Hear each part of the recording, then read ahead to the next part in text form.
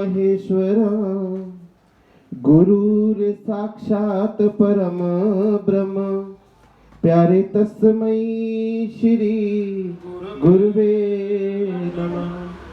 गुरुदेव मेरी नैया उस पार लगा देना, अब तक तो निभाया है आगे भी निभा दे। हरि का नाम अमृत है हमें पीना नहीं आया, प्रभु ने जिंदगी तो दी हमें जीना नहीं आया, हमें जीना नहीं आया। आओ सब प्रार्थना करें गुरुदेव के चरणों में कि जीवन मेरा सहारे तेरे, ओ जीवन मेरा सहारे तेरे, और उसना जामी मोहन मेरे, और उसना जामी मोहन मेरे, ओ जीवन मेरा सहारे तेरे, ओ जीवन मेरा सहारे तेरे। दूर से आते मैं किस दर जावा, दूर से आते मैं किस दर जावा, हाल दिलादा मैं किसनु सुनावा, हाल दिलादा मैं किसनु सुनावा। कौन सुनेगा दुखड़े मेरे, कौन सुनेगा दुखड़े मेरे, और जीवन मेरा सहारे तेरे, और जीवन मेरा सहारे तेरे। ओ गुरुदेव तुम्हारी जय हो, गुरुदेव तुम्हारी, ओ मेरे बाबा तुम्हारी जय हो, मेरे बाबा तुम्हारी जय हो, ओ गुरुदेव तुम्हारी जय हो, गुरुदेव तुम्हारी जय, ओ महाराज तुम्हारी जय हो, महाराज तुम्हारी जय हो, ओ गुरुदेव गुरुदेव तुम्हारी जय हो, गुरुदेव तुम्हारी जय। दरबार में राधा रानी के दुख दर्द मिटाए जाते हैं, भर भर के प्याले अमृत के यहाँ रोज लुटाए जाते हैं, यहाँ रोज लुटाए जाते।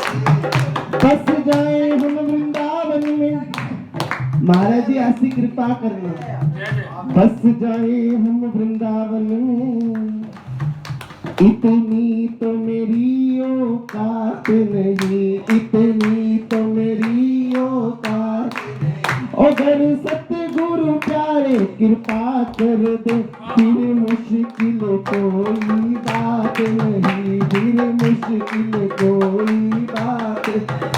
दरबार में मेरे सतगुरु के दुख दर्द मिटाए जाते हैं, भर भर के प्याले अमृत के यहाँ रोज लुटाए जाते हैं, यहाँ रोज लुटाए जाते हैं। इक्ष को दर्द सिर कहने वाले सुनो, कुछ भी हो हमने दर्द सिर ले लिया, वो निगाहों से बचकर कहाँ जाएंगे, हमने उनके मोहल्ले में घर ले लिया, हमने उनके मोहल्ले में घर, हमने उनके मोहल्ले में घर ले लिया, हमने उनके मोहल्ले में घर ले लिया। सितमगर तू मुझको सताए चला जा, पर मुखड़ा जरा सा दिखाए चला, नहीं पास रहे को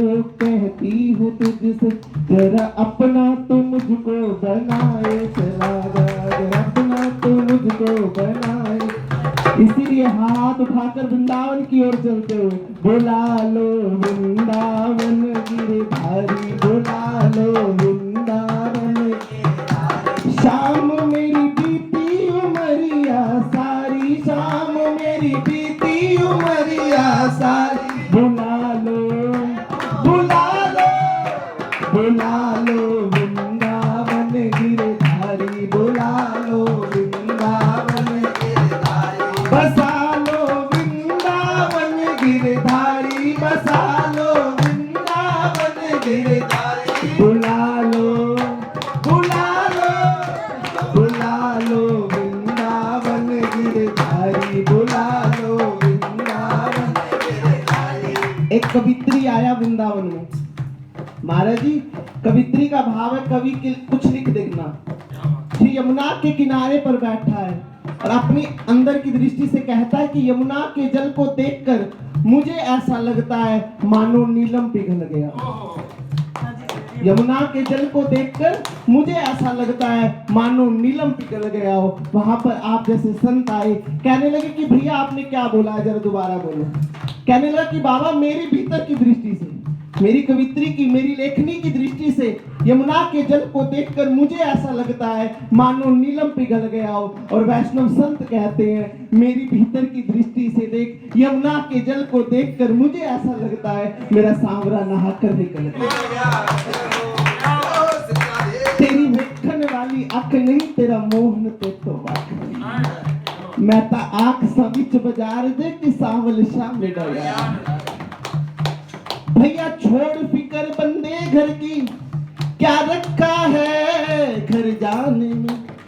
अरे दुनिया में कहीं जो नहीं मिलता वो मिलता है बरसाने में, वो मिलता है बरसाने में। अरे वो मिलता है बरसाने में, वो मिलता है बरसाने में, वो मिलता है बरसाने में, वो मिलता है बरसाने में। महाराज जी, एक भाई श्री जी हुए, बहुत पुराने प्राचीन संत वाले। तो एक बुजुर्ग अवस्था में, सुबह बचपन से लेकर बुजुर्ग अवस्था तक उसने महाराज जी के अभी देखा भी नहीं है, लेकिन मन में धारणा की एक संत है, उनका एक चित्रपट ले आई। बचपन से लेकर बुजुर्ग अवस्था तक उस चित्रपट को निहारती, दर्शन करती, नित्य रोज रोना, श्री महाराज जी क्या मैं आपके दर्शन कर पाऊंगी। कल्ली अकेली रहती घर में कक्ष में और रोज चित्रपट को निहारती और रोती, तड़पती उसके लिए। एक दिन भाई श्री जी की कृपा हुई, उनके गांव में आना हुआ। श्री भाई श्री जी ने कहा मैं अभी तुम्हारे पास नहीं आऊंगा, लेकिन मेरे को उसके घर जाना है। श्री महाराज जी ने कृपा की, शिष्यों को लेकर उनके घर गए। तो वो अवस्था में, अपनी भजन अवस्था में बैठी, चित्रपट को निहार रही है और रोने लगी। रोते रोते शिष्य ने गेट खटखटाया, माता ने गेट खोला, फिर आकर वहीं बैठ गई भजन के लिए।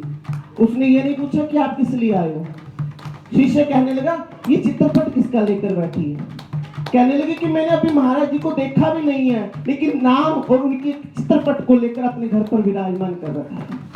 शिष्य कहने लगा कि एक ऐसा कुछ हो जाए कि मैं श्री महाराज जी को तेरे पास ले आऊं।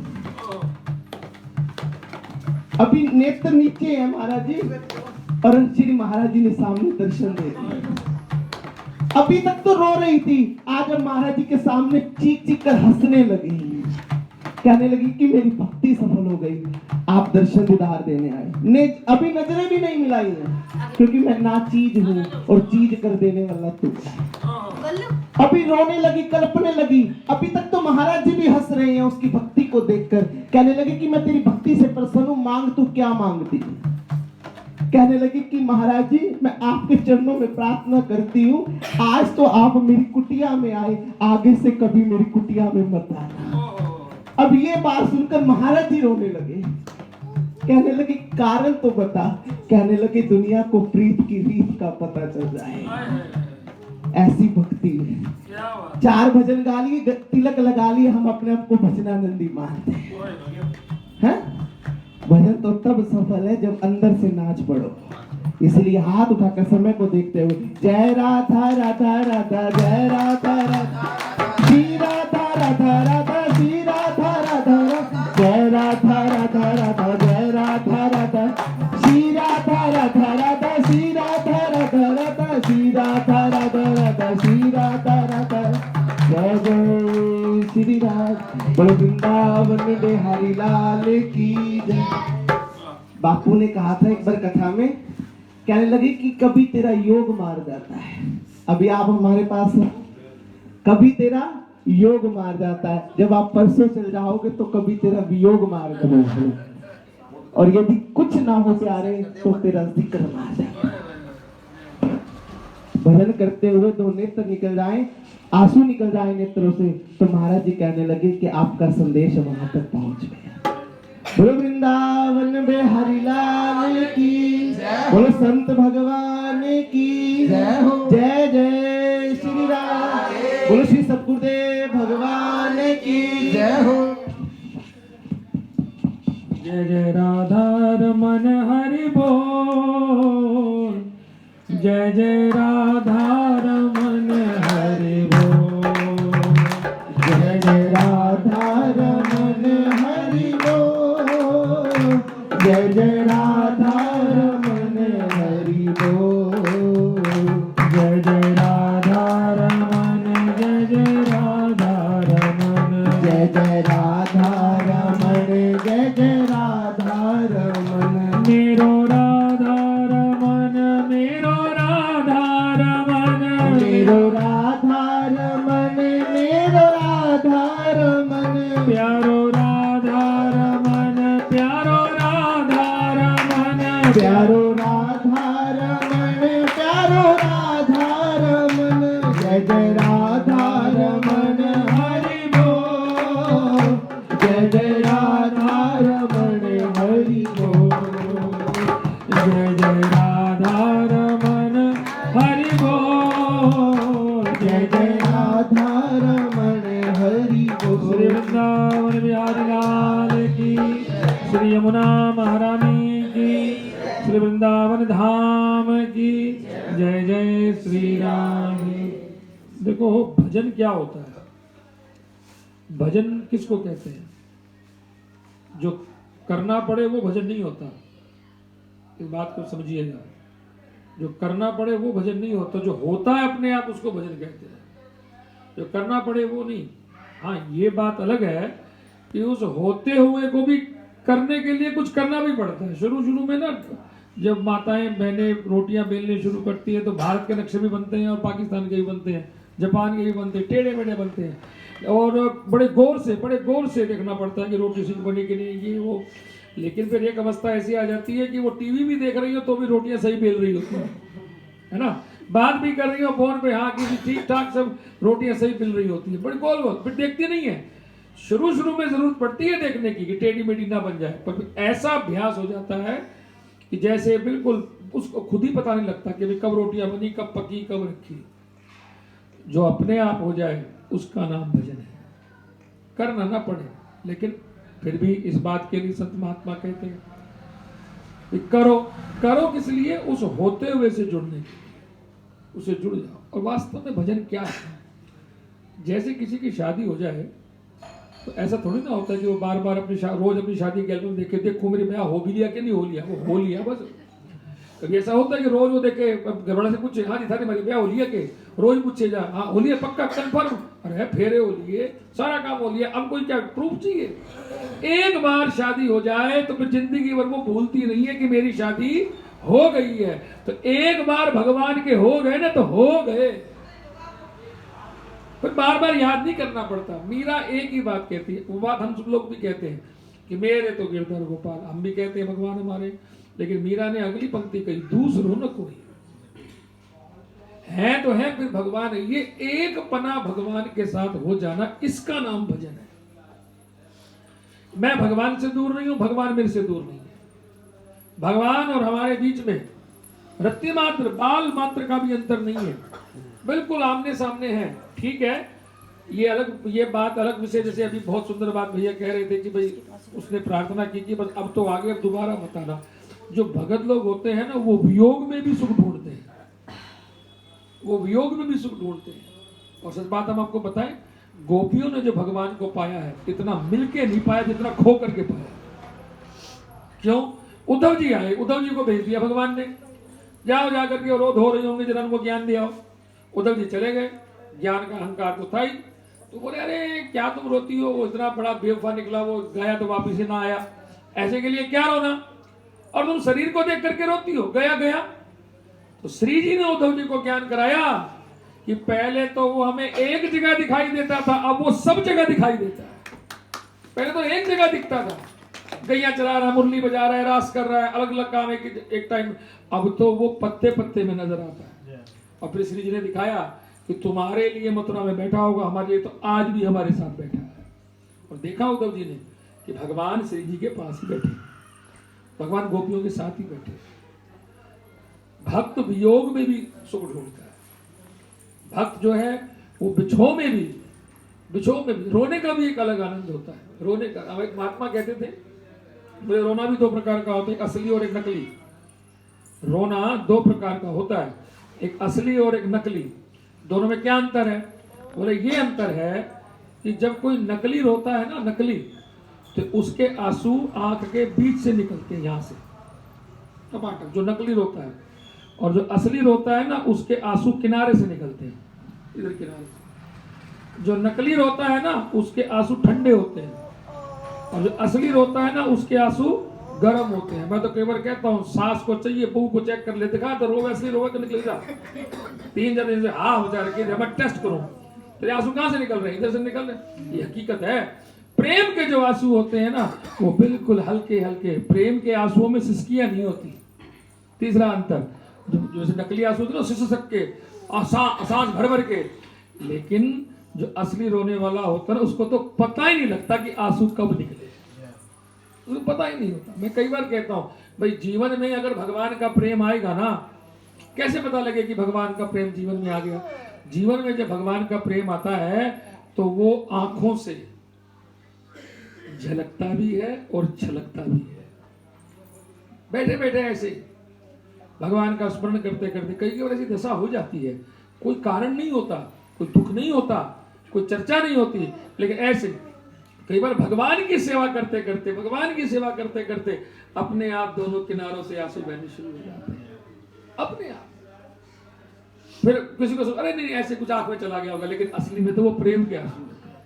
अकारण, एक बात को हमेशा ध्यान रखना, कभी अकारण, बिना कारण, कोई कारण नहीं, कुछ नहीं, किसी ने कुछ कहा नहीं, किसी को लड़ाई नहीं हुई, किसी के प्रति द्वेष नहीं, और अचानक से आंसू आने लग जाए ना, तो समझ लेना आज भगवान याद कर रहे हैं, आज भगवान याद कर रहे हैं। और ये शरीर समझ गया इस चीज को, क्योंकि आत्मा अंदर ही है ना, परमात्मा का ही अंश तो है अंदर, तो आत्मा समझ गई कि आज भगवान याद कर रहे हैं, तो आत्मा तड़पती है, क्या भगवान को पेश करूं, क्या चीज। भक्त ने पूछा, भगवान मैं आपको क्या दूं, जो कुछ दिया हुआ आपका ही तो दिया हुआ। हमारी माताएं बहनें पहले एक बहुत पुराना गाना गाती थी कि अगर गंगा जल चढ़ाती हूँ तो ये मछली का झूठा है, अगर दूध चढ़ाती हूँ तो ये बछड़े का झूठा है, फूल चढ़ाती हूँ तो भंवरे का झूठा है, ऐसे गाना गाया करती थी। तो भगत ने कहा कि मैं आपको क्या चढ़ाऊं, जो भी चढ़ाने लायक है वो सब आप ही का तो दिया हुआ है, क्या चढ़ाऊं आपको। भगवान ने कहा बात तो सही है। तो भगत ने कहा एक चीज ऐसी है जो मेरी है, हालांकि ये शरीर भी आपका दिया हुआ है, आत्मा भी आपकी दी हुई है, एक चीज ऐसी है जो मेरी है, क्या? बोले मेरी आंखों के आंसू, ये मैं चढ़ाऊं। और एक बात आप देखना, जितने भी भगत हुए ना, सबने भगवान को या तो रो के पाया है या गा के पाया, या रोए हैं या गाए हैं। रोने के पीछे कोई शिकायत नहीं। मीरा कहती है, जो मैं ऐसो जानती प्रीत किए दुख होए, नगर ढिंडोरा पीटती प्रीत न करियो कोई। जिसने कहा मीरा इतनी तड़पती हो, क्या जरूरत थी प्रेम करने की? मीरा ने कहा इस वियोग में जो आनंद है वो या तो मीरा समझती है या सावरिया समझती है। इस प्रेम में, इस वियोग में, इस विछोह में जो आनंद है वो केवल दो ही समझ सकते हैं। तो भजन वाली जो बात है ना, वो केवल इतनी सी ही है कि जो अपने आप अंदर होता रहे, अपने आप चलता रहे, निरंतर भगवान की स्मृति बनी रहे। हम तो कई बार एक बात कहते हैं, इतना अभ्यास बना लो अपने जीवन का, इतना अभ्यास बना लो, कोई भी काम करो, काम करते रहो, कोई भी काम करो, कैसा भी काम करो, मुझे एक बहुत सुंदर बात याद आ गई। हमारे आश्रम के पास एक कटिंग सैलून है। तो कटिंग सैलून में जहाँ पहली बार आपको लेके थे, कटिंग सैलून में गए तो वहाँ जो मास्टर जी वो बड़े सत्संगी है। एक जब मैं जाता हूँ तो वो अपना कटिंग शेव करते रहते हैं, मेरे से बात करते रहते हैं, मैं सत्संग करता रहता हूँ। दोनों आप तो आप अपना भी काम करो, मैं अपना भी काम करूँ, सत्संग होता है उनसे। तो एक दिन वो बोले महाराज जी मैं बड़ा दुखी हूँ, बहुत दुखी हूँ। मैंने क्या हो गया?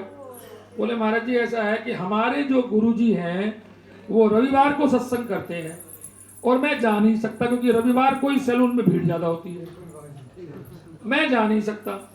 अब जाऊं तो पीछे फिर ये रहता है कि पीछे कैसे संभाले ना संभाले, कोई ग्राहक चला ना जाए, तो इसलिए मैं जा नहीं पाता। गुरुजी को ये कह नहीं सकता कि आप मंगलवार को शुरू करो, सही बात है, हमारी छुट्टी होती है। गुरुजी को ये कह नहीं सकता, जा मैं सकता नहीं। तो इस बात से मैं बड़ा दुखी हूं। तो मैंने कहा मास्टर जी बात को समझो, शायद मैं भी आपको कोई और आपको यही कहेगा छोड़ना काम धंधे को, जाके सत्संग में बैठ। सत्संग में बैठ करके अगर तुम्हें दुकान की याद आई तो कोई फायदा नहीं है। दुकान में बैठ के सत्संग को याद कर रहे हो तो बहुत बड़ा फायदा है। सत्संग में जाओगे और लगे रहोगे कितने ग्राहक आए, कौन आया, संभाला नहीं संभाला, शरीर से तो सत्संग में बैठे होगे लेकिन ध्यान सारा दुकान में होगा। आज तुम दुकान पे बैठे हो संडे को और ध्यान तुम्हारा सत्संग में है, तो तुम्हारा सत्संग तो हो गया, तुम्हारी तो हाजिरी कबूल हो गई। ऐसा भाव जीवन के अंदर आ जाए। काम करते करते कोई भी काम आप कर रहे हो, रोटी बना रहे हो, कटिंग सैलून कर रहे हो, ढोलक बजा रहे हैं, कोई भी काम कर रहे हैं, हाथ काम कर रहे हैं ना, करने दो। अपने मन के अंदर से अपने ठाकुर जी को याद करते हैं, राम राम राम राम राम राम, कृष्ण कृष्ण राम राम राम राम राम। किसी को पता ही लगे क्या बोल रहे हो आप, किसी को पता ही लगे क्या बोल रहे हो, राम राम राम राम राम राम। काम करते जाओ, बात करते जाओ, राम राम राम राम, अंदर तो चलता रहे, पता ही लगे किसी को। राधा राधा राधा राधा, हरि हरि हरि, कृष्ण कृष्ण कृष्ण, नारायण नारायण, जो भी नाम है, किसी को पता ही नहीं लगे, इसको पता ही लगे क्या हो रहा है। कटिंग भी हो रही है, खाना भी बन रहा है, पानी भी पिलाया जा रहा है, सेवा भी हो रही है, अंदर अंदर नाम जप चल रहा है। एक दिन ऐसा आ जाएगा कि आपको नाम जप करना नहीं पड़ेगा, नाम जप अपने आप होना शुरू हो जाएगा। सेन जी महाराज बहुत बड़े प्रसिद्ध भक्त हुए, उनका यही था, प्रकट हो गए उनका। इतना नाम जप करते थे, ऐसा हमने सुना बुजुर्गों से, इतना नाम जप करते थे, जो कैंची चलती थी तो कैंची में से भी राम राम निकलता था, कैंची से भी राम राम निकलता था। कैंची जिसका कोई आत्मा नहीं, कोई शरीर नहीं, वो निर्जीव वस्तुओं के अंदर भी सेन जी महाराज इतनी भक्ति की, निर्जीव वस्तुओं में राम नाम आना शुरू हो गए। एक बार थोड़ा सा कदम उठाना पड़ेगा, एक बार अभ्यास में लगना पड़ेगा, फिर उसके वजह शुरू में तो अपना ही नंबर